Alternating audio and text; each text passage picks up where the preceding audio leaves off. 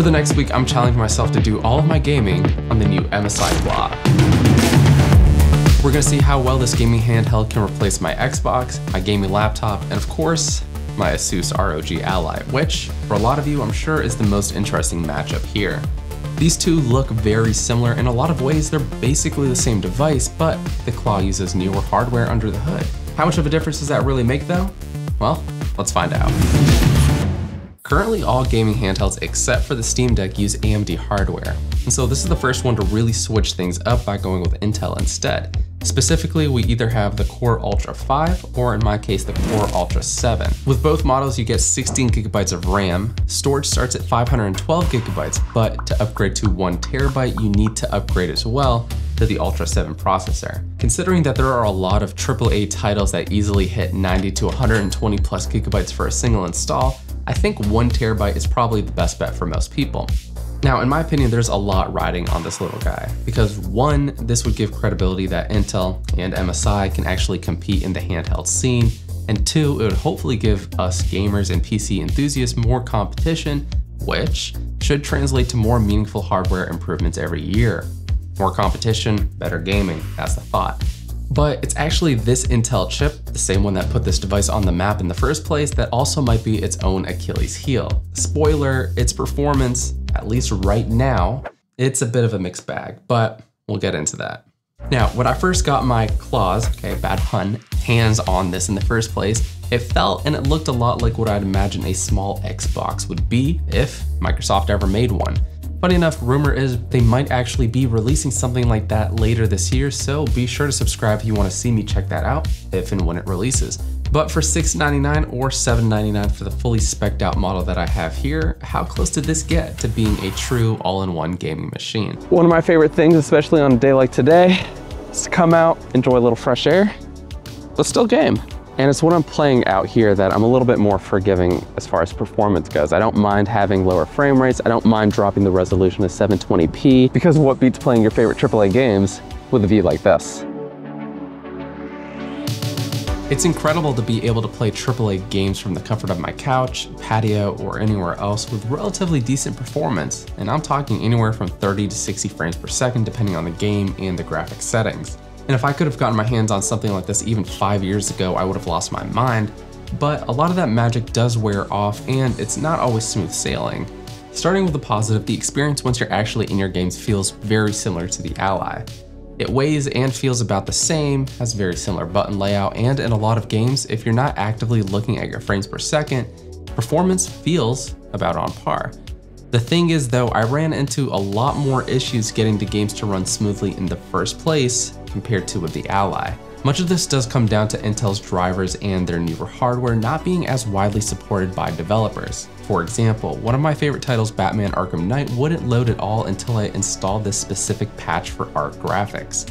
This wasn't a huge deal, but it did require a level of basic troubleshooting that your average gamer, especially someone just coming from a console, probably doesn't want to do. In fairness though, the Ally did have its own share of issues when it first released, so I'm optimistic a lot of these minor inconveniences can get ironed out in the next few months. On another positive note, the Claw seems to have the advantage when it comes to battery life. I can usually get about 20, maybe 30 minutes more on certain games before I need to reach for a charger compared to the Ally. When plugged in, the Claw also seems to charge a little bit faster to 100%. And together this makes the Claw feel like the better choice when I'm on the go and I don't have easy access to a power outlet. But as great as that is, it's hard to ignore that the Claw still costs more than the Ally while being at best on par or slightly behind in terms of actual gaming performance. And even though I wasn't expecting the Claw to blow the Ally out of the water, I was surprised to find that in a lot of games like Batman Arkham Knight, the Claw ran about the same.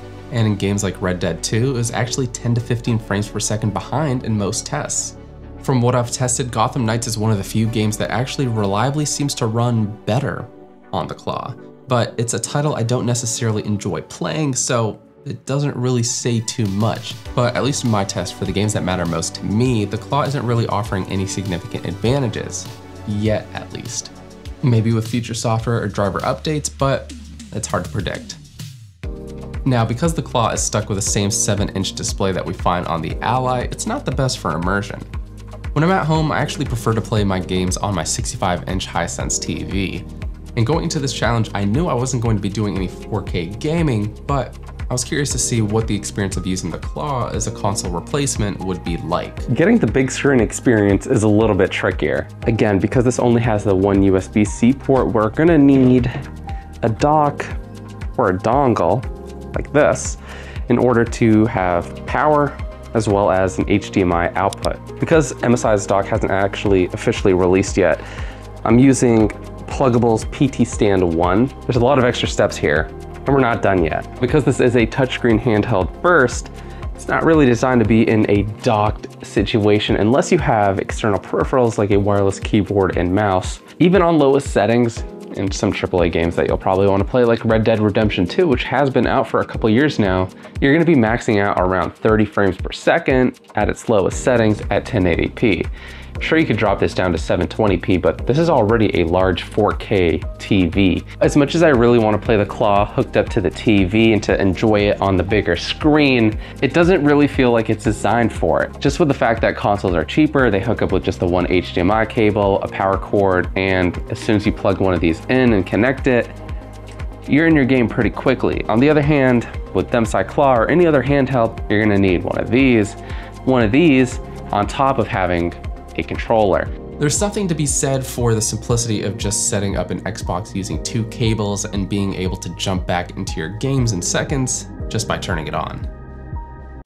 One of the biggest reasons that you'd probably want an MSI Claw, and the reason you'd put up with all the oddities that come with Windows 11, is so that you can hook it up to a monitor like this, connect it with your mouse and keyboard, and use it as a desktop replacement.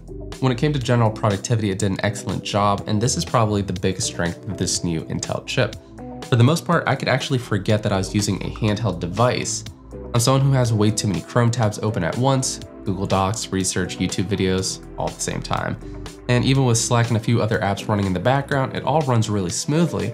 I'd even go as far as to say that as a desktop replacement, I think the Claw does a much better job than the Ally because of that extra CPU horsepower from multitasking.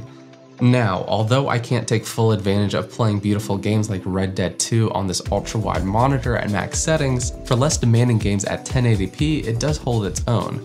But if I could only play one game for the rest of my life, it'd probably be Overwatch 2. This can hit between 100 to 120 frames per second at 1080p with low settings, and even though it's not the most visually impressive experience, it's about on par with the Ally, which for me is good enough for something this small.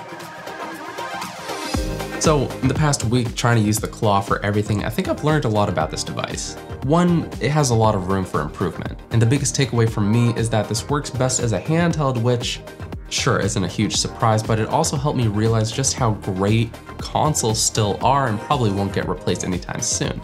But as it currently stands, the Asus ROG Ally, in my opinion, is the safer bet for a lot of people as it offers the most bang for buck with the most consistent and reliable gaming performance. Having said that, I think the Claw is still very much in beta, which in my opinion isn't a bad thing if you know what you're getting yourself into.